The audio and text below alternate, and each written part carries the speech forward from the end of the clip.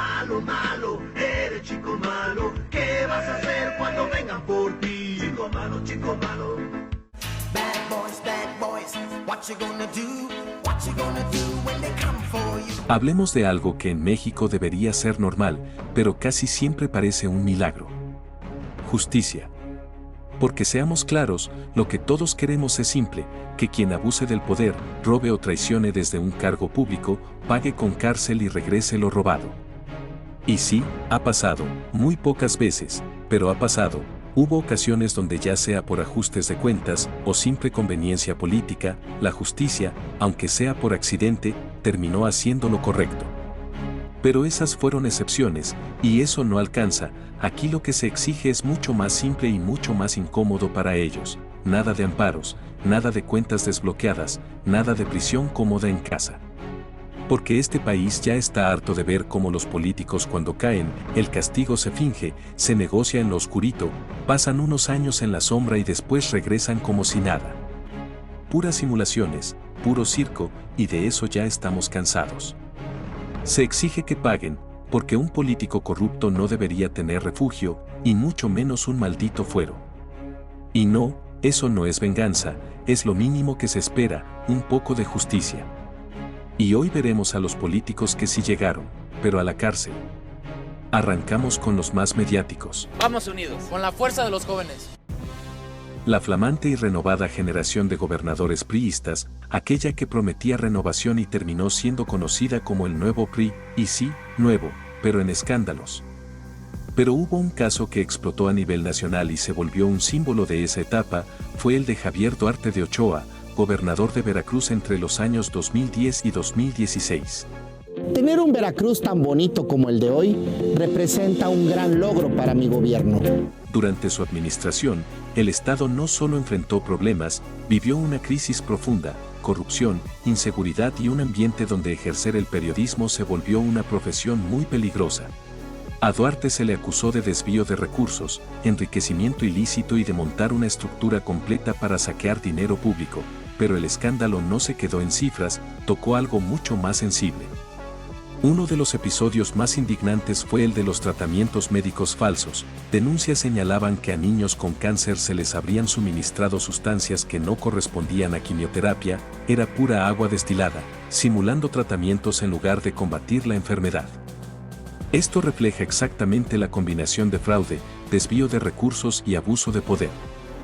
El caso generó indignación nacional, pero este tema aún no tiene sentencia.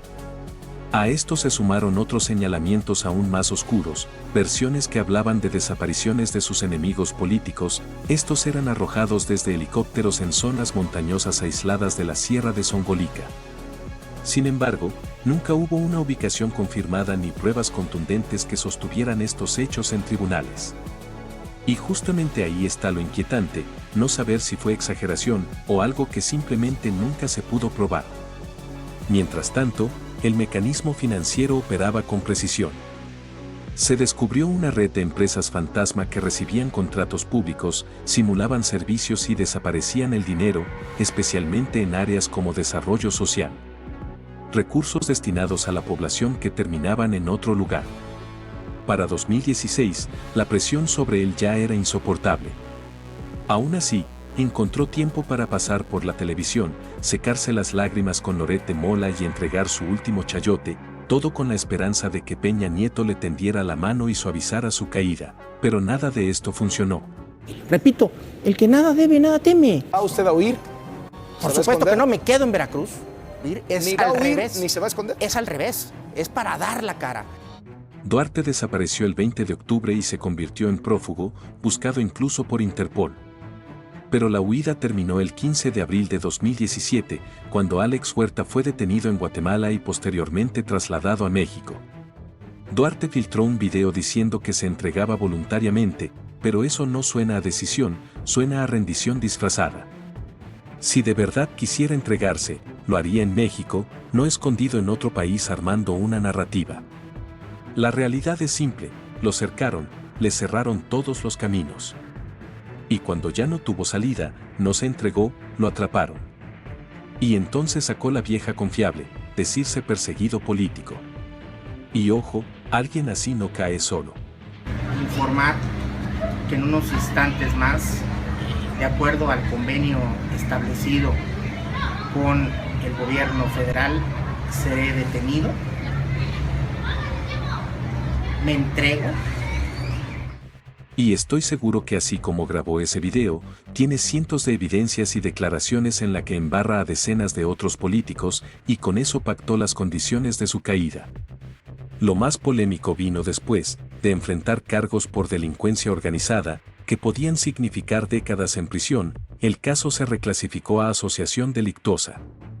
La diferencia fue enorme. Se acreditaron desvíos por 38 millones de pesos, muy por debajo de las cifras que se manejaban públicamente, y en 2018 Duarte se declaró culpable mediante un procedimiento abreviado. Negoció y redujo su condena a 9 años de cárcel. Sin olvidar las famosas libretas de su esposa, Karime Macías, donde repetía sin cesar: "Si merezco abundancia". No era solo una frase vacía, era como ensayar su futuro, y que quede como precedente. Le funcionó a la señora, lo buscó, se visualizó, se divorció, y ahora vive la vida de nueva rica en Europa. Javiduzzi cayó, pero no como muchos esperaban. Y hay un detalle que no dejó contento a nadie: Karime Macías, ella continúa libre y soltera gracias al asilo político que le otorgó el Reino Unido. Ella sigue gastando todo el dinero robado como si no hubiera un mañana. No olvidemos que detrás de cada gobernador ladrón hay una primera dama ambiciosa. Paciencia, prudencia, verbal contingencia, dominio de ciencia, presencia o ausencia, según conveniencia. Ahora pasamos con el caso de Genaro García Luna. Fue secretario de Seguridad Pública durante el gobierno de Felipe Calderón, y aquí es donde la historia deja de ser incómoda y se vuelve brutalmente contradictoria. Porque hablamos del hombre que en teoría encabezaba la lucha contra el tráfico de sustancias ilícitas en México. Sí, ese mismo. Durante años fue visto como la cara de la estrategia de seguridad, el encargado de combatir a los cárteles, con acceso a inteligencia, operativos y recursos, todo. Pero esa guerra que tanto se pregonó no fue pareja ni transparente. Bajo la administración de Calderón se desató una militarización sin precedentes para enfrentar a los grandes cárteles, los Zetas, que se habían convertido en una fuerza feroz tras separarse del Cártel del Golfo. El Cártel del Golfo luchando por su territorio, los Beltrán Leiva fragmentados tras la caída de sus líderes, y el imponente Cártel de Sinaloa, que con Joaquín El Chapo Guzmán estaba consolidándose como el grupo dominante. La estrategia oficial decía combatir a todos por igual, pero en la práctica todo era distinto. Diversos periodistas documentaron y denunciaron presuntos vínculos de García Luna con redes criminales, así como amenazas contra quienes investigaban su trayectoria. Y con otros que se le plantaron, cárcel, como al comisario de la Policía Federal que lo quiso detener. Y accidentes aéreos para los 2 secretarios de Gobernación que no lo querían. Y aquí no podemos dejar de mencionar a Felipe Calderón. Como presidente, o volteó para otro lado o en el peor de los escenarios, estaba inmiscuido. Nadie puede decir que ignoraba lo que pasaba en la cúpula de seguridad del país, con tanto poder concentrado en un solo hombre. Eso hace que toda la historia sea aún más grave. García Luna trató de lavarle la cara a la AFI y aprovechó cualquier momento. Pero en 2019, García Luna fue detenido en Texas. Y ahí la historia cambió por completo.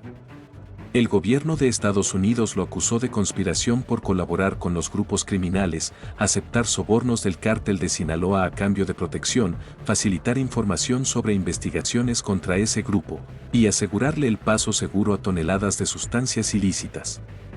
En febrero de 2023, fue declarado culpable en Estados Unidos por delitos relacionados con tráfico de sustancias, incluyendo conspiración y crimen organizado. En octubre de 2024 fue sentenciado a 38 años de prisión y actualmente cumple su condena en una prisión federal de máxima seguridad, con posible liberación proyectada hasta 2052. Y por si no lo tenían en el radar, en 2005, cuando Genaro García Luna era director de la AFI, el operativo transmitido en televisión junto a Carlos Loret de Mola terminó convertido en uno de los casos más polémicos de montaje mediático y fabricación de pruebas en torno a Israel Vallarta. Así se trabajaba antes, televisión y poder caminaban de la mano. No era solo informar, era controlar el relato. Tenían el monopolio de lo que se decía y de lo que se callaba. Porque esto ya no es solo corrupción.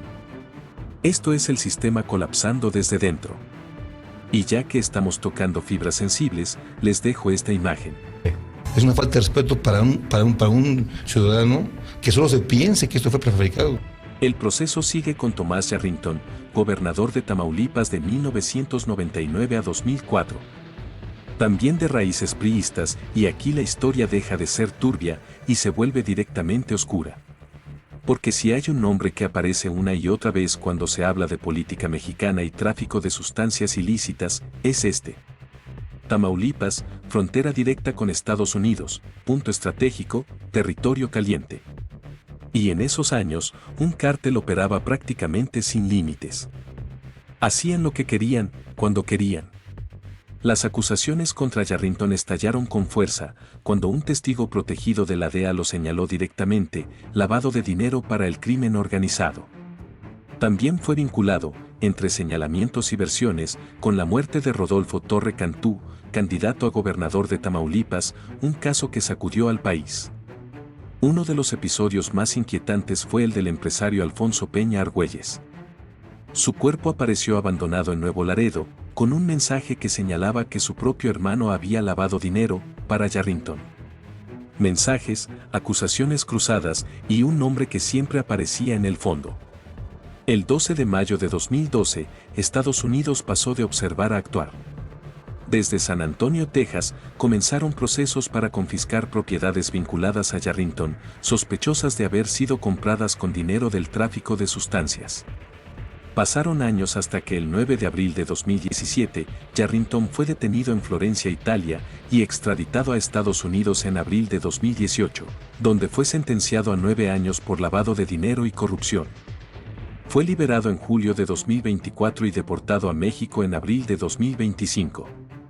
Hoy sigue recluido en el penal de máxima seguridad del Altiplano, enfrentando nuevos procesos por delincuencia organizada y presunta colaboración con grupos criminales. Tomás Yarrington no se conformó con casas ni departamentos, quiso su propio paraíso, y se compró la isla El Frontón en el norte de Veracruz. Y como si nada, durante el gobierno de Fidel Herrera Beltrán, apareció un regalo, un puente de más de 74 millones para conectar esa zona. Llámenme mal pensado, pero ese tipo de favores no son cualquier cosa, y más porque a Fidel en Veracruz lo conocíamos con el alias del Z Mayor. Ahora todo encaja.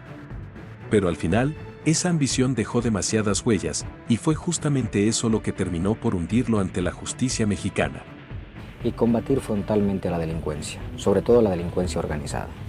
Llegamos a los gobernadores intocables, un poder absoluto, hasta que dejó de serlo. Toca el turno al flamante Roberto Borge Angulo, gobernador de Quintana Roo, del 2011 al 2016. Y aquí empieza la historia que ya te imaginas, pero peor. Uno más de la oleada del nuevo PRI. Al final de su mandato, su nombre empezó a sonar, y no por buenos resultados. Los números simplemente no cuadraban. Medios de comunicación comenzaron a denunciar irregularidades en el manejo del dinero público, hasta 2.000 millones de pesos presuntamente desviados. Mientras tanto, Quintana Roo estaba prácticamente en quiebra. La cosa se puso tan seria que no tuvo que dejar el cargo para ser investigado. La Comisión de Transición ya lo tenía en la mira, revisando cada movimiento, cada cifra, cada peso que no aparecía. Entre despojos de terrenos, compra de ferries y todo tipo de negocios, pero la historia bajó aún más. En agosto de 2016, la organización Somos Tus Ojos Transparencia lo denunció en juicio político, la presunta venta de 44 predios del gobierno a precios ridículamente bajos, prácticamente regalados. La pregunta incómoda, ¿negocio o saqueo disfrazado? El 3 de junio de 2017 llegó el golpe, orden de aprehensión por lavado de dinero, uso indebido del poder, desempeño irregular y peculado. Traducción rápida, abuso del cargo para beneficio propio. Pero Borge no estaba esperando tranquilo. El 4 de junio de 2017 fue detenido en Panamá, justo cuando intentaba abordar un avión rumbo a París. No le salió la fuga. fue extraditado a México el 6 de enero de 2018. Hoy Roberto Borge sigue recluido en el Centro Federal de Readaptación Psicosocial de Morelos, enfrentando múltiples procesos penales por peculado, operaciones con recursos de procedencia ilícita, aprovechamiento ilícito del poder y delincuencia organizada. No hay fecha de liberación definida, y los juicios aún activos podrían prolongar su estancia varios años más. Por eso Roberto Borge no es mi villano favorito. Llegamos a uno de los personajes más infames, Mario Plutarco Marín Torres, el Gober Precioso. Gobernador de Puebla de 2005 a 2011, bajo el régimen priista. Y aquí ya no estamos hablando solo de corrupción, estamos hablando de uno de los episodios más oscuros y vergonzosos de la política mexicana. Porque Marín no es solo el típico gobernador acusado de desvíos. Su nombre quedó marcado por algo mucho más grave, su presunta vinculación con redes de abuso de menores y el uso del poder para protegerlas. Todo estalló con la investigación de la periodista Lidia Cacho, quien en su libro Los demonios del Edén denunció una red de explotación infantil que involucraba a empresarios, políticos y figuras de poder. ¿La respuesta del sistema? No investigar a los acusados, sino perseguir a quien los exhibió. El 16 de diciembre de 2005, Cacho fue detenida en Cancún por policías de Puebla y trasladada más de 20 horas por carretera. Un traslado irregular que, según denunció, estuvo marcado por amenazas, humillaciones y tortura psicológica. Y entonces llegó la prueba que lo cambió todo. Una llamada filtrada entre Marín y el empresario Kamel Nasif, donde celebraban la detención y hablaban de darle un escarmiento. Ahí ya no había sospechas, había evidencia de abuso de poder. ¿Qué ole, Kamel? ¿Qué pasó, mi Gober precioso? Mi héroe chingado. No, a ti, tú eres el héroe de esta película, papá. Pero la entonces ministra de Justicia Olga Sánchez Cordero minimizó todo y dijo, aquí no pasó nada. Solo deposita en la cuenta de siempre. Clásico en Sánchez Cordero, a la fecha sigue siendo un ente que no suma para las verdaderas causas de justicia del país. Del otro lado, Cacho no cedió. No se dobló, no negoció y no soltó el tema. Insistió durante años, hasta que en 2014 logró una victoria en instancias internacionales. Y fue justo en ese momento cuando los implicados empezaron a inquietarse, porque por primera vez, el caso dejaba de estar bajo su control. Nombres como Jan Zúcar Curi aparecieron en el caso, evidenciando una red donde política, dinero y protección se entrelazaban. Y mientras algunos enfrentaron la justicia, otros encontraron la forma de evadirla. Zúcar Curi murió en 2024, en Cancún, todavía bajo custodia, sin terminar su condena. Mario Marín fue detenido en Acapulco en 2021, acusado de tortura contra la periodista Lidia Cacho. En 2024 logró lo impensable, salir del penal con prisión domiciliaria, como si el caso ya estuviera resuelto. Pero la presión pública y mediática no lo dejó escapar tan fácil. La decisión fue revertida y terminó nuevamente tras las rejas en el altiplano. Hoy, el llamado Gober Precioso sigue encarcelado, recordando que aunque tarde, a veces la justicia sí alcanza. Kamel Nasif, en cambio, hizo lo que muchos en su posición suelen hacer, desaparecer a tiempo.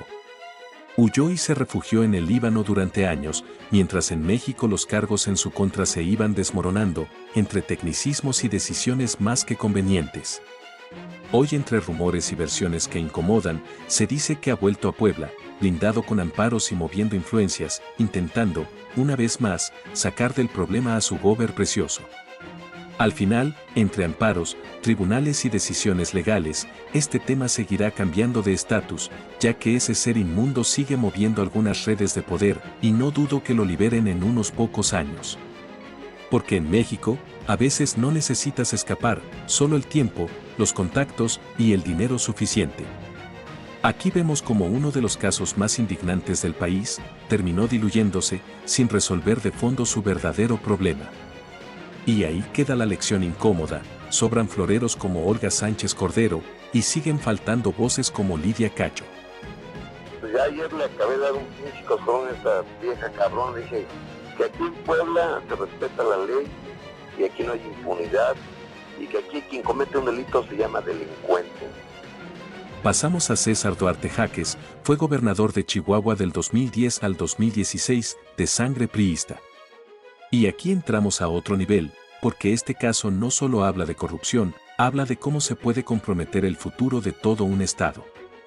Durante años su nombre estuvo rodeado de señalamientos, pero todo explotó al terminar su mandato. Se le acusó directamente de desvíos en asociaciones ganaderas, decenas de propiedades en Estados Unidos, y la presa ilegal del rancho El Saucito, todo mientras dejaba a Chihuahua prácticamente hipotecado. Más de 55,000 millones de pesos de deuda. Una estructura financiera diseñada para pagarse hasta 2038. No le importó comprometer generaciones enteras. Pero lo que sí le importó fue contratar por 2 millones a Juan Gabriel para que le cantara las mañanitas. Pero eso no fue todo. En 2016 estalló otro escándalo. El gobierno estatal habría retenido parte del salario a más de 700 empleados públicos. Con el destino de las arcas del PRI. Alrededor de 80 millones de pesos. Aquí ya no hablamos de errores, hablamos de un sistema operando desde dentro. Las acusaciones se acumularon rápido, 21 órdenes de aprehensión en su contra. Para 2017, el caso ya era internacional. Se sabía que estaba en Estados Unidos, pero no aparecía. Se mantuvo prófugo hasta que el 8 de julio de 2020 fue detenido en Florida. Y tras un proceso largo, fue extraditado a México el 2 de junio de 2022. Hoy César Duarte se encuentra recluido en el Penal Federal del Altiplano, enfrentando procesos penales por peculado y asociación delictuosa. Ha obtenido beneficios como prisión domiciliaria en algunos momentos por temas de salud, pero su situación sigue activa. No está exonerado. Sus abogados están tratando de sacarlo, viendo a qué juez agarran en su momento de necesidad. Su proceso está en un limbo legal, mientras se resuelve el fondo de los amparos. Desde que llegó al poder, Maru Campos ha sido señalada por frenar investigaciones y dejar enfriar casos ligados al entorno familiar de César Duarte. No olvidemos que Maru estuvo vinculada a la nómina secreta de Duarte, y aquí huele a pago de favores.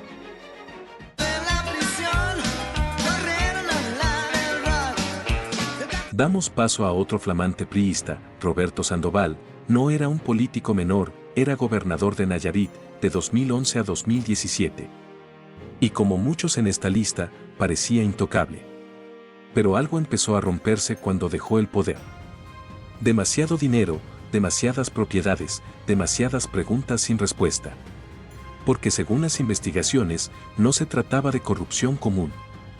Se le acusó de lavado de dinero por más de 156 millones de pesos, enriquecimiento ilícito y de operar una red para mover recursos de origen dudoso. Compra de ranchos, terrenos, miles de cabezas de ganado, cientos de caballos de lujo para vender, y aprovechar la amistad con un pelirrojo inflado, campeón que le ganó a todos los que él mismo eligió para pelear, porque cuando las peleas se escogen, ya sabes quién va a ganar. Y eso no era todo. Las autoridades también señalaron presuntos vínculos con el crimen organizado durante su gobierno a través de su círculo cercano, incluyendo al entonces fiscal del estado. Pero Sandoval no cayó de inmediato. Primero fue señalado y acusado por su propio compadre de recibir dinero del crimen organizado, luego investigado, y después desapareció. Se volvió prófugo, hasta que en junio de 2021 fue capturado en Nuevo León en un operativo federal. Desde entonces, su situación es clara, sigue preso. Permanece en prisión preventiva mientras enfrenta múltiples procesos judiciales. Además, ya recibió una sentencia por falsificación de documentos relacionada con la apropiación ilegal de terrenos. Es decir, no es un caso cerrado, sigue acumulando acusaciones. Aquí no cayó un político más. Cayó un gobernador, acusado no solo de robar, sino de cruzar una línea más peligrosa. Porque en México, el poder puede protegerte, pero cuando se rompe la red protectora, la caída es muy dura. Antes de esto, yo no compro caballos, vendo caballos, me dedico a la comercialización del ganado, de eso he vivido. Es una actividad muy bonita el campo, la agricultura. El sistema que se autoprotege, los que cayeron, pero no tanto. Guillermo Padres Elías, un panista que fue gobernador de Sonora del 2009 al 2015. Y aquí la historia cambia de tono, pero no mejora. Porque si otros casos huelen a crimen organizado, este huele a abuso de poder en su forma más incómoda. Durante su gobierno no solo hubo críticas, hubo escándalos que dejaron marca. Uno de los más mediáticos fue el caso de Gisela Peraza Villa, trabajadora doméstica de su familia. Fue acusada de robar dinero y joyas, pero lo que encendió todo fue lo siguiente: la entonces primera dama fue señalada de utilizar a la policía estatal para presuntamente torturarla y obligarla a confesar. Aquí ya no hablamos de política, hablamos de poder usado como herramienta personal. Y mientras eso ocurría, otro escándalo crecía. El del agua. En 2014 surgieron acusaciones de que Padres tenía una presa dentro de un rancho familiar, capaz de retener grandes volúmenes de agua en un estado donde escasea. La prensa señaló que habría sido construida de forma irregular. Agua retenida y también información. Guillermo Padres era el padre de los amparos, con más de 22, pero la suerte desapareció el 10 de noviembre de 2016. Se presentó una nueva orden de aprehensión por delincuencia organizada y lavado de dinero. Padres en esta ocasión se entregó e ingresó al reclusorio Oriente. Pero la historia dio un giro conocido. En 2019, un juez le concedió la libertad para seguir su proceso fuera de prisión tras pagar una modesta fianza de 100 millones de pesos. Hoy no está prófugo ni en prisión, pero sigue enfrentando procesos legales en libertad. Y eso no es todo, porque la lista sigue, y cada nombre pesa más que el anterior. Llegamos a un clásico, Emilio Lozoya. Él no era cualquier funcionario. Durante el gobierno de Enrique Peña Nieto, era el hombre que manejaba el dinero de una de las empresas más importantes del país, Petróleos Mexicanos. Un perfil técnico, elegante y joven, de esos que no levantan sospechas. Pero también, un hombre cercano al círculo que llevó a Peña Nieto al poder. Parte del proyecto, parte del sistema. Hasta que todo explotó, su nombre apareció en uno de los mayores escándalos de corrupción en América Latina, Odebrecht. Según las investigaciones, habría recibido millones de dólares en sobornos para financiar campañas políticas y asegurar contratos millonarios. Y no fue lo único. También fue señalado por la compra de agronitrogenados, una planta considerada chatarra, pagada a sobreprecio con dinero público. Aquí ya no hablamos de corrupción, hablamos de saqueo con firma oficial. Cuando el escándalo creció, Lozoya hizo lo que muchos hacen, huyó. Fue detenido en España en 2020 y extraditado a México. Y entonces vino el giro. Pero no cayó como los demás. Se convirtió en testigo colaborador. Prometió hablar, señalar nombres, destapar la red. Primero evitó la cárcel.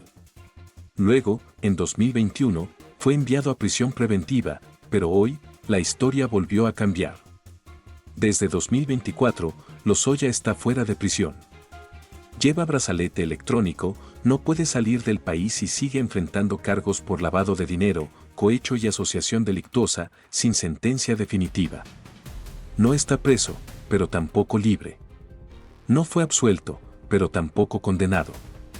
Aquí no cayó un improvisado. Cayó el hombre que sabía cómo se movía el dinero del poder. Y en México, saber demasiado no siempre te hunde, a veces te mantiene a flote. Llegamos hasta Eugenio Hernández. No era un político priista cualquiera, era gobernador de la frontera más caliente, Tamaulipas, del 2005 al 2010. Un perfil hecho para el poder, discreto, estructurado y, en apariencia, intocable. Hasta que dejó el cargo, porque años después, su nombre empezó a aparecer en investigaciones por desvío de recursos y lavado de dinero. Compra irregular de terrenos, operaciones financieras que no cuadraban y una red que empezaba a tomar forma. Pero el caso no se quedó en México. Estados Unidos también lo señaló, acusándolo de lavar dinero a través de propiedades en Texas y solicitando su traslado. Ahí la historia dejó de ser local y se volvió internacional. En 2017 fue detenido. Y durante años, su nombre quedó atrapado en expedientes, audiencias y un proceso que no terminaba de cerrarse. Pasó por 6 años de prisión, enfrentó cargos, pero el tiempo empezó a jugar a su favor, varios procesos se fueron cayendo. Esto porque todos los testigos que iban a declarar en su contra fueron apareciendo muertos, y los que no, siguen desaparecidos, y no es que sea mal pensado, pero terminó con los cabos sueltos, y tal vez por eso en 2023 recuperó su libertad. Hoy está fuera, y con el Partido Verde. Este es el tipo de caso que deja más dudas que certezas. Y en México, salir de la cárcel no siempre significa inocencia, a veces solo significa que la historia nunca se terminó de cerrar. He vivido tiempos difíciles. Estuve privado de mi libertad durante casi 6 años, por delitos inventados que no cometí. Los que salieron, pero quedaron manchados. María del Rosario Robles Berlanga. Nacida del PRD, pero de perfil priista. Secretaria de Estado durante el gobierno de Enrique Peña Nieto. Y aquí entramos a uno de los casos más mediáticos, pero también más incómodos de interpretar. Porque si has escuchado el término estafa maestra, este nombre está en el centro. El tema de Rosario Robles no fue menor.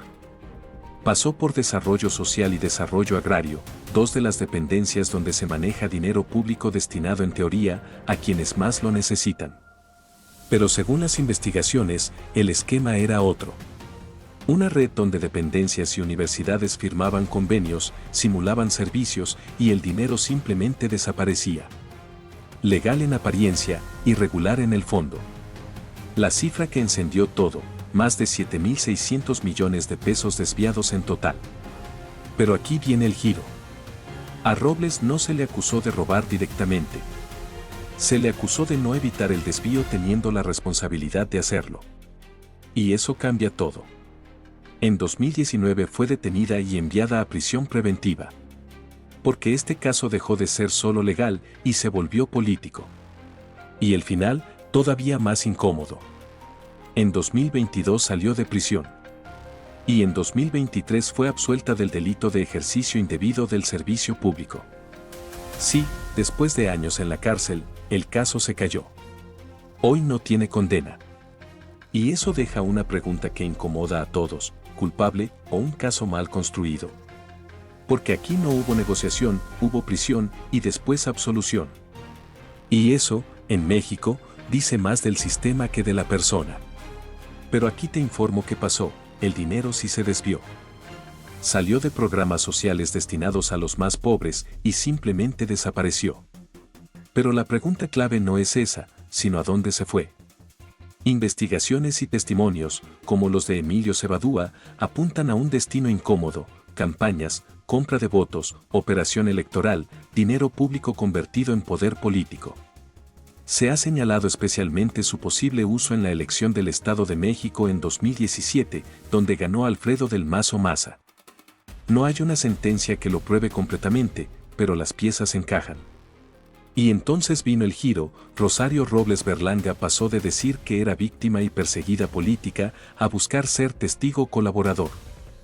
Y al hacerlo, se autoincriminó, aceptando que estuvo involucrada en todos los desvíos de recursos.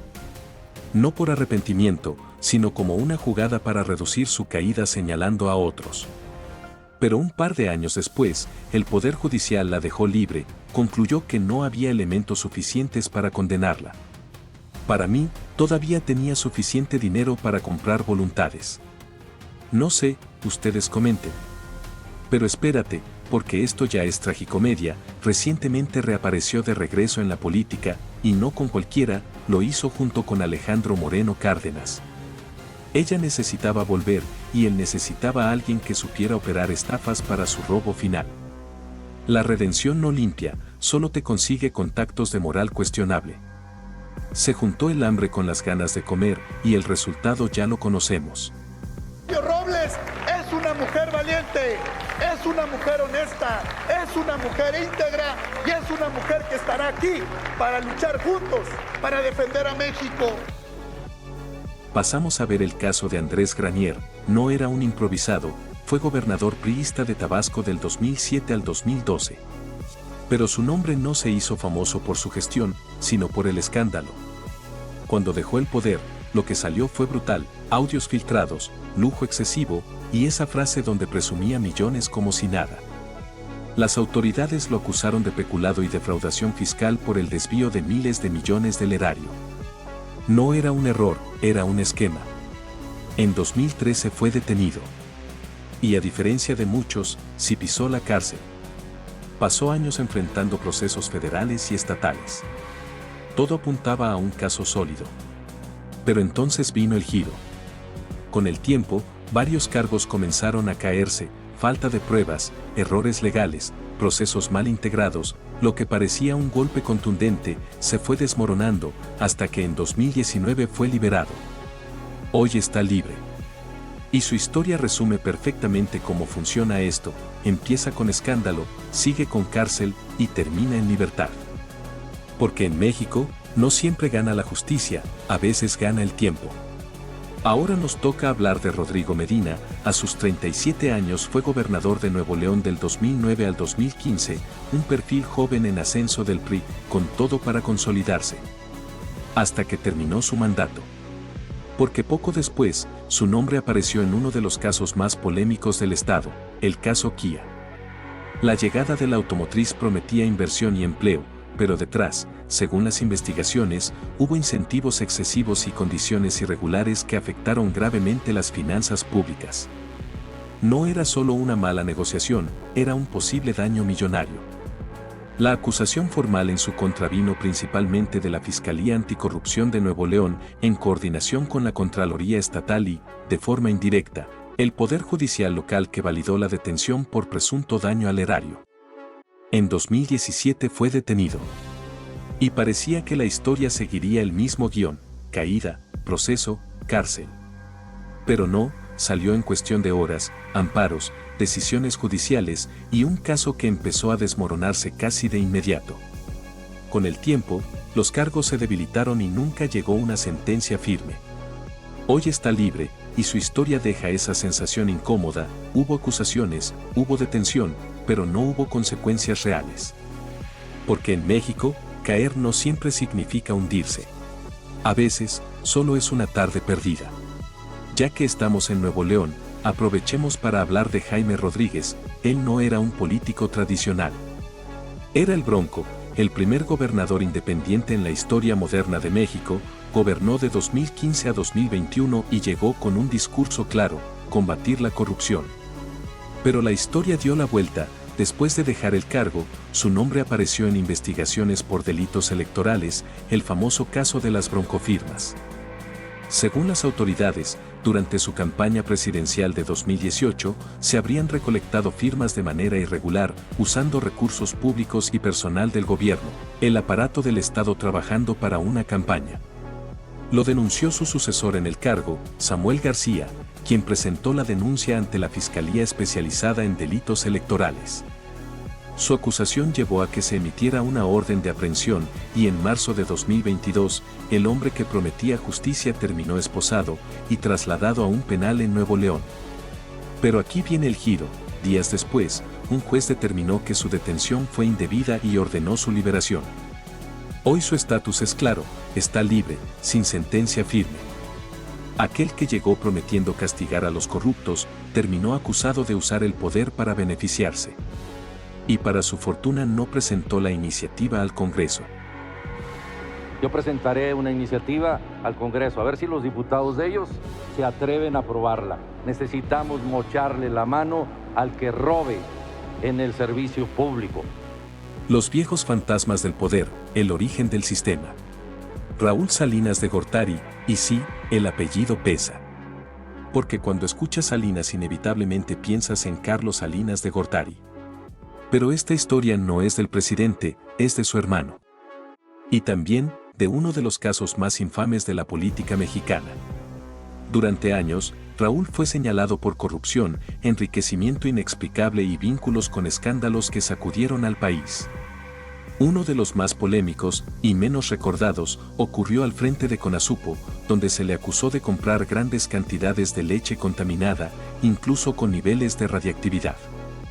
Las consecuencias fueron graves, pero el tema se apagó. Silencio institucional. Y en México, cuando algo se silencia, rara vez es por accidente. Pero lo realmente imperdonable fue cuando ayudó a Salinas Pliego a apoderarse de Imevisión, ahora Televisión Azteca, con un préstamo de 29 millones de pesos. El dinero se comenta que provenía del Mayo Zambada. Pero el verdadero terremoto vino después. En 1995, Raúl Salinas fue detenido por enriquecimiento ilícito y su presunta participación en el asesinato de José Francisco Ruiz Massieu, un crimen político que dejó al país boquiabierto. El gobierno de Ernesto Zedillo se asesoró con la vidente Francisca Cetina, quien señaló como punto caliente a la finca El Encanto, propiedad de Raúl Salinas de Gortari, y terminó convirtiendo la justicia en un espectáculo mal montado, huesos sembrados del supuesto autor intelectual desaparecido, y con la paca encerrada. Raúl Salinas fue recluido en Almoloya, su caso se convirtió en símbolo de la impunidad y del poder, pero después de 10 años en prisión, en 2005, fue liberado y absuelto de los cargos principales. Incluso le devolvieron todos los bienes decomisados que se robó. Hoy mantiene un perfil bajo, pero su historia sigue generando dudas. A veces la justicia no se explica y deja más preguntas que respuestas. Otro de la vieja guardia priista es Mario Ernesto Villanueva Madrid, fue gobernador en Quintana Roo de 1993 a 1999. Al ingeniero Mario Ernesto Villanueva los medios lo vincularon con el tráfico de sustancias ilícitas, facilitar el paso de la mercancía desde Colombia hacia Estados Unidos usando Quintana Roo como puerta de entrada. Básicamente, convertir al Estado en pista de aterrizaje. Como dictan los manuales, lo negó todo. Pero el tema escaló tanto que el gobierno federal tuvo que intervenir. Mandaron a un subprocurador a interrogarlo directamente. Cuando eso pasa, el fuego ya no se cubre con discursos. Todo apuntaba a esto, cuando terminara su mandato, lo iban a detener. Y aquí viene el giro que ya te imaginas. El 5 de octubre de 1999 dejaba el cargo, pero desapareció 2 días antes. Hasta que la suerte se acabó. Fue capturado en el 2001, en Alfredo Bonfil, un poblado cercano a Cancún, en un operativo conjunto de la DEA y la entonces PGR, tras más de 1 año y medio prófugo.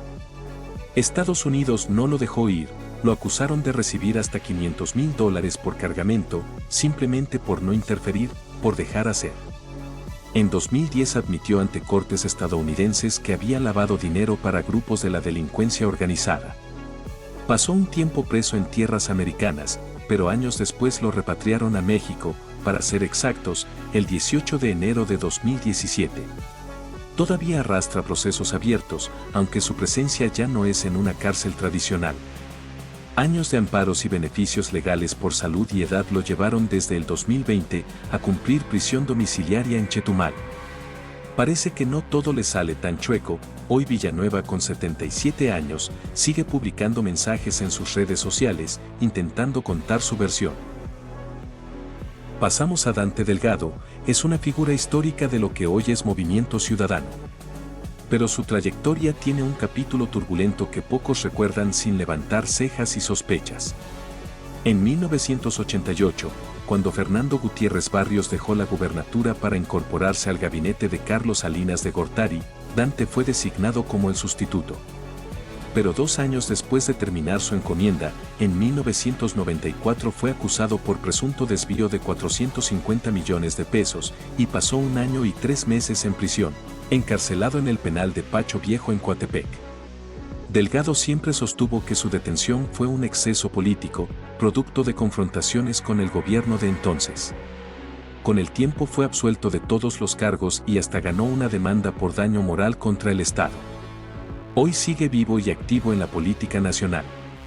Su historia es un recordatorio que en México, la cárcel no siempre significa el fin del camino, a veces es solo la antesala perfecta para planear tu venganza, creando y lanzando nuevos partidos políticos para seguir ordeñando miles de millones de pesos al país. Ahora abordamos a Joaquín Hernández Galicia, La Quina, líder sindical de Petróleos Mexicanos. Y aquí es donde la política mexicana deja de ser solo corrupción y entra en el terreno de las vendetas. Porque el caso de La Quina no fue solo mediático. Hernández Galicia no fue un líder cualquiera, era una figura con control real en las zonas petroleras. un hombre que según múltiples versiones podía influir o imponer a diputados, senadores y hasta presidentes municipales. No era un actor político, era un poder paralelo. Y claro, eso dura hasta que choca con otro poder más grande. Cuando llegó Carlos Salinas de Gortari a la presidencia, la historia cambió, fue un golpe de poder en toda regla, pero unos dicen que más bien fue un cachetadón. Lo que vino después no fue casualidad, fue ajuste de cuentas. Se dijo que la quina no estaba alineado, incluso que apoyó a Cuauhtémoc Cárdenas, el principal opositor de la época. Los encontronazos fueron por la sed de los ladrones de Gortari de privatizar petróleos mexicanos, y la quina se lo impedía. Entonces llegó la venganza. Un montaje tan ridículo que nadie lo creyó. Fue acusado de acopio de armas, homicidio, corrupción y enriquecimiento ilícito. Su caída fue inmediata. Su estructura se desmoronó. Fue encarcelado durante el sexenio de Salinas en 1989 y condenado a 30 años de prisión, pero solo permaneció preso hasta 1997, es decir, solo pasó 8 años en la cárcel, salió libre gracias a una amnistía, porque el sistema decidió cerrar ese capítulo. Hernández Galicia falleció en 2013, dejando atrás uno de los episodios más polémicos del México moderno, donde la línea entre justicia y poder sigue siendo difusa. Salinas de Gortari tuvo que imponer sus propias figuras, y en 1993 llegó Romero de Champs. Un símbolo priista a todas luces, años después salieron los escándalos, desvíos de recursos del sindicato petrolero directo a la campaña del PRI, el famoso Pemex Gate, y donde Romero de Champs terminó siendo multimillonario y nunca encarcelado, todo gracias al partido más privatizador de la historia.